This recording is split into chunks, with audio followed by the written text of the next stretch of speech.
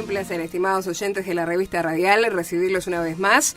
¿Sobreviviría Cataluña como un estado independiente de España? El presidente del gobierno autónomo de Cataluña, Carles Puigdemont, dijo que esa región declarará su independencia de España en cuestión de días, tras realizar el controvertido referéndum que había sido declarado ilegal por España. En la consulta participaron alrededor de 2 millones de personas. La votación se vio marcada por las cargas policiales, arrojando un saldo de más de 800 heridos, aunque según sus críticos no ofreció las garantías democráticas mínimas. Además, desde un edificio alto de Las Vegas, un norteamericano asesinó con armas de grueso calibre a 59 personas e hirió a centenares de inocentes. Lo hizo disparando contra el público, que desprevenido escuchaba un concierto callejero. Fue la matanza masiva más grande de la historia norteamericana. Son los temas que compartiremos en esta revista radial. Quiero saludar a quienes me acompañan en la mesa. Pastor Alberto Díaz, ¿cómo le va? Un gusto estar con ustedes. Un placer tenerte como siempre, Alberto. Saludamos también a Ian Eises, integrante de Llamada Medianoche. ¿Cómo estás, Ian? Bien, gracias. Bueno, saludamos también allí en la operación técnica a Robert Brasil y quien les habla, Victoria Pereira. Y es la pregunta que todos se hacen, ¿verdad? Si Cataluña sobreviviría como un estado independiente de España. BBC Mundo se hace esta pregunta en un extenso artículo, dice ¿lo harán o no? El presidente del gobierno autónomo de Cataluña, Carles Puigdemont, le dijo la semana pasada justamente a la BBC que esa región declarará su independencia de España en cuestión de días, tras realizar el controvertido referéndum que había sido declarado ilegal por el Tribunal Constitucional de España. En la consulta participaron unos 2,3 millones de personas, poco más del 40% de la población con derecho al voto, según cifras de las autoridades catalanas, quienes aseguraron que el 90% de los votantes respaldaron la propuesta de independizarse de España. La votación se vio marcada por la represión policial, arrojando un saldo de más de 800 heridos, aunque, según sus críticos, no ofreció las garantías democráticas mínimas. Pese a ello, las autoridades catalanas parecen decididas a declarar unilateralmente su separación de España, un paso que, de concretarse, probablemente termine siendo bloqueado por el gobierno del presidente Mariano Rajoy. Ahora, suponiendo que logre separarse, la pregunta, Ian, es si Cataluña sería capaz de mantenerse como un estado independiente. Vista desde afuera, da la impresión de que Cataluña ya dispone de muchos de los elementos emblemáticos de un Estado. Tiene una bandera, un parlamento y hasta un líder, Carles Puigdemont. Además, cuenta con su propia policía, los Mossos de Escuadra.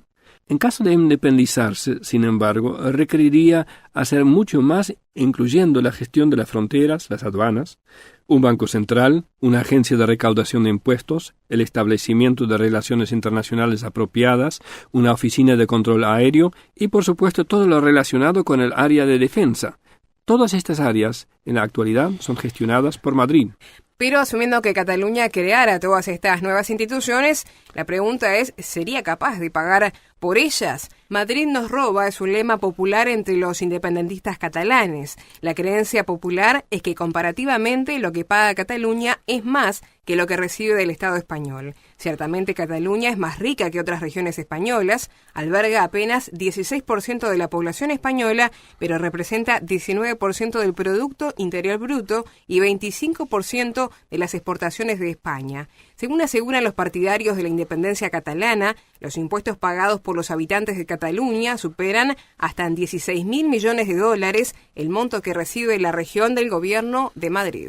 Algunos analistas creen que, incluso si Cataluña lograra un estímulo fiscal gracias a la independencia, ese dinero podría convertirse en sal y agua por los gastos derivados de tener que crear nuevas instituciones públicas y tener que administrarlas sin las ventajas de tener una economía de escala como la española. Además, hay que tener en cuenta que el mercado principal de los productos y servicios catalanas es, con diferencia, el resto de España. Eso sin duda dejaría de ser así con una hipotética independencia. Según el gobierno de Madrid, con la separación la economía catalana se contraería al menos 25%, con el empobrecimiento que ello conllevaría. También hay un cálculo que es un poco más difícil y tiene que ver con la preocupación también por la deuda pública. Según las últimas cifras disponibles, el gobierno catalán tiene deudas por unos 90.000 millones de dólares, lo que equivale a 35.4% del PIB de Cataluña. De ese monto, 61.000 millones corresponden a compromisos con el gobierno de España. En 2012, el gobierno de España estableció un fondo especial para facilitar dinero a las regiones que no tenían posibilidad de acudir a financiarse a los mercados internacionales tras la crisis financiera. Cataluña ha sido, con diferencia, el principal beneficiario de este fondo, a través del cual ha obtenido unos 78.000 millones de dólares. Cataluña no solo perdería acceso a estos recursos, sino que además queda la duda sobre cuánto de esta deuda estaría dispuesta a pagar tras la independencia. 2/3 de las exportaciones catalanas tienen como destino la Unión Europea. Sin embargo, al separarse de España, necesitaría solicitar su ingreso en el bloque comunitario, algo que no ocurriría de forma automática ni inmediata. Pero su membresía en la Unión Europea tiene que ser aprobada por todos los socios, incluyendo España, algo que probablemente no sucedería. Muy bien, estamos compartiendo este artículo de BBC Mundo, donde el arranque tiene que ver con si Cataluña sobreviviría a ser un Estado independiente. Y por ahí, Alberto, podemos hablar de una etapa difícil donde se ha llamado al diálogo. Por ahora, desde el gobierno español se ha cerrado la puerta al diálogo porque directamente han dicho de que se trata de un referéndum ilegal. Carles Puigdemont ha dicho que en pocos días va a anunciar la independencia con todo lo que esto puede llegar a traer. Entonces yo estaba considerando las noticias que ustedes estaban transmitiendo y me vino a la mente este texto que se encuentra en Proverbios 18-19 y que dice: el hermano ofendido es más tenaz que una ciudad fuerte, y las contiendas de los hermanos son como cerrojos de alcázar. ¿Y quién va a abrir el cerrojo? Parece como que está difícil, ¿no?, encontrar el camino. ¿Saben? La historia del pueblo de Israel nos deja una lección muy importante. Yo no sé si la audiencia sabe, pero es muy común que los papás judíos bendigan a sus hijos. Y en el libro de Génesis, capítulo 48, versículo 20, dice la palabra de Dios que Isaac hizo venir a los hijos de José, y en el versículo 20 leemos: y los bendijo aquel día diciendo: en ti bendecirá Israel, diciendo: hágate Dios como a Efraín y como a Manasés, y puso a Efraín antes de Manasés. Déjenme llevarles a la historia y mostrarles un camino cuando las puertas se cierran, cuando los conflictos se ahondan. ¿Cómo se salen? ¿Cuál es la salida? Jacob tuvo 12 hijos que crecieron para convertirse en los líderes de las 12 tribus de Israel. De los 12 hijos, el penúltimo hijo de José fue José, que tuvo 2 hijos, Efraín y Manasés. Y justo antes de morir, Jacob llamó a todos sus hijos para darles una recompensa especial. Quería recompensar a José porque él continuó siendo recto a pesar de su largo exilio. ¿Y por qué fue exiliado José? ¿Por qué fue llevado a tierras lejanas? Por la envidia, por el conflicto, por el egoísmo de sus hermanos.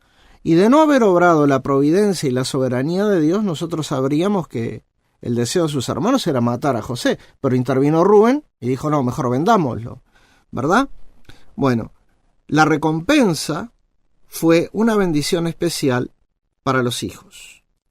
Los hijos de Israel deberían bendecir y tomar como ejemplo a Efraín y a Manasés. Ellos dirían: que Dios te haga como a Efraín y a Manasés. ¿Por qué? Bueno, porque Efraín y Manasés serían una bendición, un ejemplo para el pueblo judío a lo largo de la historia. Ellos iban a convertirse en un modelo para los niños judíos. ¿Cuáles eran las cualidades de Efraín y Manasés? Fueron los primeros hermanos que vivieron sin rivalidad. ¿Y qué es lo que tenemos en este conflicto entre Madrid y Cataluña? Rivalidad. Independencia. Gritan uno, otros dicen no. Rivalidad. ¿Cómo era la historia de los patriarcas? ¿Cómo era la historia de los hermanos de José? Era una guerra de conflictos. ¿Cómo era la vida de los grandes patriarcas? Bueno, si usamos la historia, nos acordamos que Isaac e Ismael vivían en conflictos. Jacob y Esaú vivieron en conflictos desde que nacieron. Y por supuesto, como lo dije recientemente, los hermanos de José, que lo vendieron como esclavos. Todas estas relaciones estuvieron cargadas de conflictos y competencias. Efraín y Manasés fueron hermanos que vivieron en armonía. ¿Por qué? Porque el centro de sus vidas fue más elevado. Ellos trabajaron para el bien de su comunidad, para el bien de su pueblo. Las decisiones de ellos no estaban basadas en qué era lo mejor para mí, sino qué es lo mejor. Entonces imaginemos a una Cataluña y a un gobierno de Madrid sentados en una mesa pensando qué es lo mejor para España, haciendo a un lado qué es lo mejor para mí. Esa sería una utopía, pero sería la mejor respuesta a este gran conflicto de intereses que yo diría egoístas. Los intereses del ego fueron dejados a un lado en busca de algo más grandioso. Y esto nos hace resonar muy fuerte aquellas palabras que el rey David escribió en el Salmo 133. Mirad cuán bueno es y cuán placentero los hermanos sentarse juntos en paz y en armonía. Eso es una respuesta no solo al problema Madrid-Cataluña. Esa es la respuesta a muchos conflictos en las familias. Esa es la respuesta a muchos conflictos aún dentro de la iglesia. Los conflictos se resuelven cuando los hombres dejamos a un lado nuestro ego y nos ponemos a trabajar en la búsqueda de un bien más alto, de un bien mejor. Y hay algo más que quiero destacar con respecto a la historia de Efraín y Manasés. Ellos crecieron hasta la madurez fuera de la tierra de Israel, porque ellos le tocaron del otro lado las tierras. Y a pesar de esta desigualdad, se mantuvieron firmes en su compromiso con el resto de la nación. Estar unidos por el bien de todos y poseer el coraje de mantener los valores de unidad por ese fin supremo. Creo que es una buena lección, aplicable a un conflicto de un país, aplicable a los conflictos de la familia, aplicables a los conflictos del trabajo, en fin, es la palabra de Dios. Hacemos una breve pausa y enseguida continuamos con la revista radial. Si amamos solo a aquellos que fácil son de amar y solo damos esperando recibir, nuestro amor es limitado sin llegar más allá y buscamos toda aclamación. ¿Cuál diferencia mostraremos que probará que nuestro Padre es Dios? Entonces sabrá quién es Jesús. Entonces sabrá que somos de Dios si nos damos a Él como Él se entregó. Entonces podrán ver a Jesús en nuestro amor.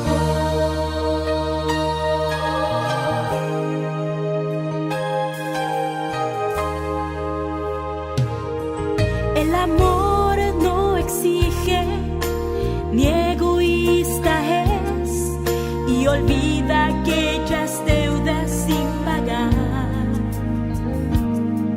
Compasión siempre muestra y su humildad es el amor de Jesús que hará en el mundo diferencia y probará que nuestro Padre es Dios. Entonces Continuamos adelante en la revista radial. Vamos a hablar de la matanza de Las Vegas. Lo vamos a hacer a través de un artículo del diario La Nación de Argentina, Ustedes recordarán que días atrás, desde un edificio alto de Las Vegas, un psicópata norteamericano asesinó con armas de grueso calibre a 59 personas e hirió a centenares de inocentes. Lo hizo disparando contra el público que, desprevenido, escuchaba un concierto callejero. Fue la matanza masiva más grande de la historia reciente norteamericana. Estados Unidos es el país desarrollado con más armas en manos de civiles por habitante. Luego del atentado, que terminó con el suicidio del asesino, las autoridades encontraron materiales para la fabricación de explosivos en su auto y en su casa. Ocurre que la segunda enmienda de la Constitución norteamericana, adoptada en el año 1791, garantiza a sus ciudadanos la tenencia de armas, que en algunos estados es prácticamente irrestricta. Por ello, el país del norte tiene 85 armas por cada 100 personas, mientras que Suiza tiene 50, Alemania 30 y Francia apenas 28. Cabe recordar que en Estados Unidos las muertes a balazos son 4 veces más altas que en Italia, 55 veces más que en Francia y 336 veces más que en Japón. Esto transforma a Estados Unidos en una nación más peligrosa que las europeas y explica, en parte, la increíble frecuencia de los asesinatos masivos en ese país. Estas desgraciadas cifras hablan por sí mismas. El Congreso norteamericano hasta ahora no se ha conmovido ante esta situación. Cuando en el año 1996 Australia vivió uno de esos episodios, el Parlamento local adoptó medidas preventivas. Esto no ha sucedido nunca en Estados Unidos, pese a que desde 1970 más norteamericanos han muerto a balazos que el total de sus muertos en todas las guerras en las que el país ha participado. Cada día mueren a balazos nada menos que 92 personas. Una de las principales responsables de lo que sucede es la Asociación Nacional del Rifle, poderosísimo lobby conformado por fabricantes de armas que se oponen sistemáticamente a los controles sobre su venta. Como gran contribuyente de fondos para las campañas electorales, su influencia sobre los políticos es importante. Muy bien, nos estamos refiriendo entonces, Jan, a la matanza de Las Vegas, la masacre más grande en la historia reciente en Estados Unidos, y lo decíamos a partir del año 2001, ¿no? Cuando allí tuvieron lugar los atentados contra las Torres Gemelas. A partir de allí hacia esta parte es cuando se habla de la masacre más grande en Estados Unidos, que además ha traído un debate intenso sobre la tenencia de armas. Sí, es cierto, este debate sobre la tenencia de armas resurge cada vez que hay una masacre, y es lamentablemente que se ve que uno va de masacre en masacre siempre hablando de lo mismo, y hay una parte de la población que está muy aferrada a lo que se llama la segunda enmienda de la Constitución, donde se asegura que cada ciudadano puede portar un arma. Esta parte de la Constitución es tan sagrada para la gente que parece el libro 67 de la Biblia, pero no está en la Biblia. Sin embargo, es algo que está muy arraigada en la tradición norteamericana. Leímos que fue aprobada en 1791, fue la conjuntura de aquel momento que la Constitución decía que las armas iban a estar en manos del ejército, y había muchos lugares donde el ejército no llegaba. Entonces vino la enmienda que también los ciudadanos podían portar armas para autodefenderse. Hoy no estamos en la misma situación. Ahora el ejército y la policía están en todas partes, y la pregunta es, ¿realmente es necesario que todo el mundo tenga su propia arma? El sitio satírico de Onion resumió la reacción de la mayoría de los estadounidenses a la tragedia en Las Vegas de la siguiente forma. Dice: no hay forma de prevenir esto. Dice, la única nación donde esto ocurre regularmente. Es un poco satírico, pero muchos creen que si hubiera más armas en las calles de Estados Unidos sería un lugar más seguro. Y sin embargo, la chance de morir por un arma de fuego, como leímos, y como dice la CBS News, es 10 veces más grande en Estados Unidos que en otros países desarrollados. Y no solo por tragedias masivas como esta. Según The New York Times, hubo en Chicago, por ejemplo, en el último mes, en el mes de septiembre, 58 personas que perdieron la vida por armas de fuego. Es la suma de personas que murieron en Chicago, la misma cantidad que hubo inicialmente también en esta tragedia en Las Vegas. En esta cifra no están incluidos los suicidios. En Estados Unidos hay unos 44.000 suicidios al año, de los cuales la mitad es con arma de fuego. Según el Centro de Investigación del Hospital de Niños de Filadelfia, murieron 2.549 niños menores de 19 años por un arma de fuego y otros 13.576 resultaron heridos en el año 2014. Y según el diario The Guardian, hubo en 2015 en Estados Unidos más personas muertas a disparos por niños pequeños que por terroristas. Así que realmente hay que preguntarse si las armas dan más seguridad o más inseguridad. En el diario El País de Madrid, el 3 de octubre, se pudo leer acerca de Caleb Keeter, que es un guitarrista de la banda Josh Abbott, que tocó en el Festival de Música Country en Las Vegas. Y este muchacho, Caleb Keeter, ha dejado de defender la ley de armas de su país a raíz de lo que vivió en esta tragedia. Él dice: he sido un defensor de la segunda enmienda toda mi vida hasta los acontecimientos de anoche. Esto lo escribió en su cuenta de Twitter. Confesó que los miembros de la banda poseían licencias de armas de mano y tenían armas de fuego legales en el ómnibus. Pero él se arrepintió de haber defendido la posesión de armas para autodefensa al ver cuán inútil eran sus armas en una situación como esa. Solo servirían para aumentar el caos y posiblemente harían que la policía les vería como cómplice del atacante. Y él termina diciendo: no pude expresar lo equivocado que estaba. Realmente es posible bajar los muertos por armas de fuego drásticamente, simplemente sacando las armas de la calle. En el Reino Unido, por ejemplo, solo la policía y personas autorizadas pueden portar armas, y la cantidad relativa de muertos por armas de fuego en el Reino Unido es 40 veces más baja que en Estados Unidos. Es cierto, también en el Reino Unido ocurren cosas horripilentes. Hubo atentados terribles donde usaron cuchillos, autos, camionetas. Y esto nos lleva a otra realidad, que lo que pasó en Las Vegas realmente no se podía prevenir. Mañana nos puede tocar a nosotros. Hoy podría ser tu último día. Memento mori, decían los antiguos, recuerda que morirás. Y Moisés dice en el Salmo 90, enséñanos de tal modo a contar nuestros días que traigamos al corazón sabiduría. Haznos entender que la vida es corta, para así vivirla con sabiduría.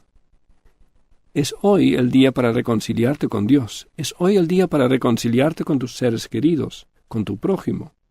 Viví la vida con sabiduría. La ausencia de armas no convierte al malandra en un santo, ni hace de los hombres angelitos. Es una realidad que debemos reconocer. El mayor peligro no está en las armas, sino en los que las usan. Desconocemos los motivos del homicidio de Las Vegas y hasta el momento no hay indicios que permiten explicar lo inexplicable. La gente que lo conocía al asesino está perpleja. Hasta el momento todos queremos saber qué pasó en la mente y en el corazón de aquel hombre que le llevó a hacer algo tan vil, tan terrible. Y no parece haber ninguna motivación externa, parece que actuó impulsado por una iniciativa propia, por motivos egoístas, despreciando las vidas de los demás. Un vecino más, cuyo corazón escondía un abismo oscuro. Ahora me pregunto, ¿no te da miedo el abismo que hay en tu propio corazón? Dice Jeremías capítulo 17, versículo 9, engañoso es el corazón más que todas las cosas, y perverso. ¿Quién lo conocerá? Por eso oraba el rey David, crea en mí, oh Dios, un corazón limpio y renueva un espíritu recto dentro de mí. Y luego dice, examíname, oh Dios, y conoce mi corazón, pruébame y conoce mis pensamientos, y ve si hay en mí camino de perversidad, y guíame en el camino eterno. Fui hecho justo sin merecerlo. Mi culpa ya cubierta está. Toda mi deuda quedó saldada en la persona del Cordero inmortal. Salvación.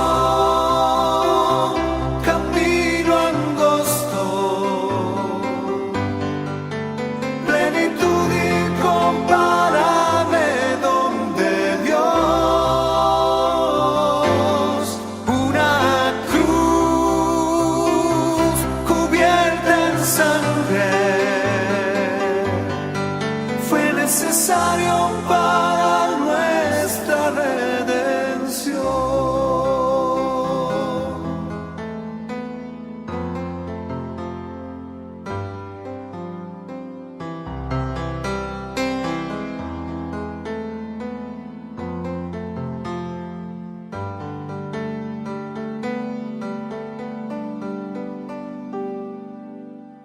Regenerado, transformado, cambié mi mente y mi forma de actuar. Hoy solo anhelo servir a Cristo y ser la luz, la sal, un claro manantial.